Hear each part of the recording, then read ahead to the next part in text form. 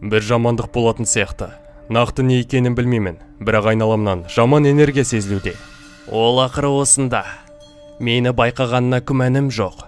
Жарайсың Тенма, сенің арқаңда ол өз шаринганын оятты. Және Итачи, мен ойлағаннан да мықтырақ екен. Мен тезірек барып Обитоға жеткізейін. Мадара Учиха, біз ақыры қайтадан кездестік. Енді бетпердеңді шешіп, шайқасқа дайындалатын уақыт келді. Менімен шайқасып өлгің келіп жүрме? Балақай Учиха.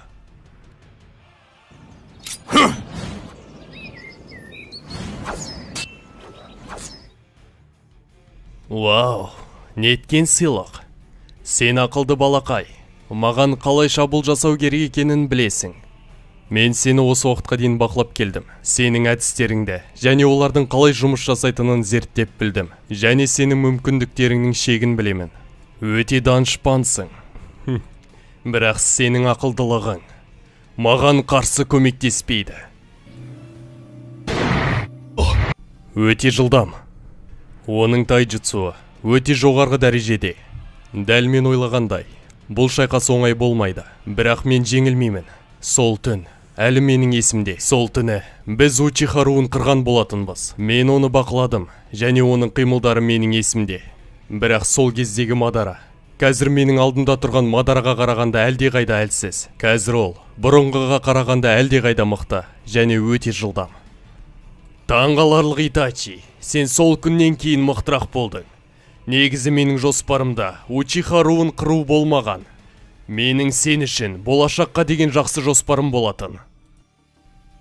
Сенің ол жоспарың маған емес, тек өзіңе жақсы болатын. Ешқандай себебін білмей жатып, өз қандастарыңды аяусыз қырып тастадың. Сен сондай жауыз адамсың. Сол сәтті пайдаланып, сенің көзіңді құртуым керек еді.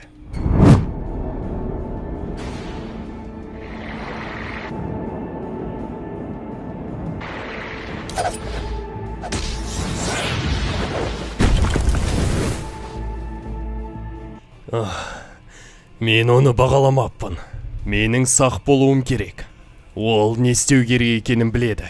Бұл шайқас физикалық күштің шайқасы емес, ақылдылықтың шайқасы. Ол сол түннің өзінде өте мықты болатын. Бірақ оның күші сол сәттен қарағанда қатты дамып кеткен.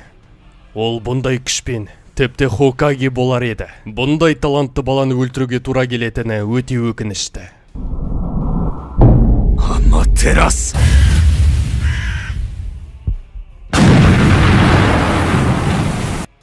Қызық, ол не үшін Аматерасу қолданды? Маған Аматерасу әсер етпейтінін ол жақсы біледі. Әлде менің шыдамдылығымды тексеріп көргісі келді ме? Жоқ, ол менің шыдамдылығымды жақсы біледі. Сенің ойыңды оқу мүмкін емес, Итачи. Итачи, неліктен бағалы чакраңды құртып бұл әдісті қолдандың екен? Мен сенің ауруың жайлы жақсы білемін.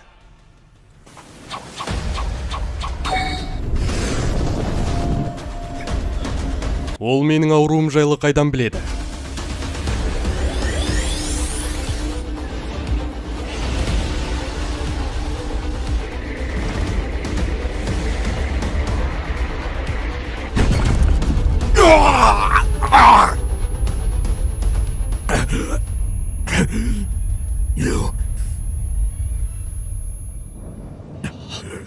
Сен бұны басынан ақ жоспарладың. Сен мен ойлағаннан да әлдеқайда мықтысың. Мен осындай арзан әдістің кесірінен жеңіліп қалуы мүмкін бе? Қалай болғанда да сен жеңдің. Мен сенің Камуи әдісіңнен біртүрлі нәрсені байқадым. Сен кез келген затты өз әлеміңе тартып ала аласың. Бірақ сол тартып алып жатқан нәрсенің соққысы саған әсер етеді. Мені өз әдісіңмен тартып жатқанда мен Аматерасу қолдандым. Бәрі аяқталды, қош бол.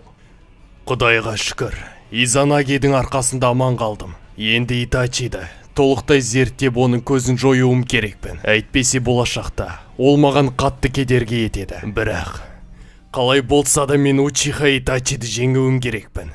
Мен сені толықтай зерттеп қайта оралатын боламын.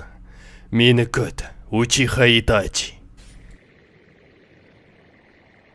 Сәлем Итачи. Саған бір өтінішім болып тұр. Жебе арнасын 95% адам тіркелусіз көреді екен. Оларды Аматерасумен өртеп жіберші. Хей, бұл жай ғана әзіл, ешкімді өртемейміз, бірақ сонда да арнаға тіркеліп қоңыраушаны басып қой. Менің ойымша достар, егерде Итачи мен Обитоның Акацукидегі кезіндегін алатын болсақ, олардың шайқасы дәл осылай болар еді. Әрине, Обито дәлсіз емес, оның физикалық күші мен әдістері өте мықты. Бірақ Итачи бір ғасырда бір туатын данышпандардың бірі.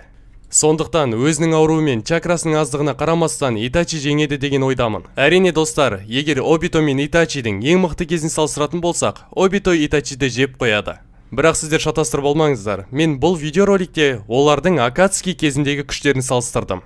Мен келісерсіз деп ойлаймын, сіздермен бірге болған ЖБ арнасы, қош сау болыңыздар.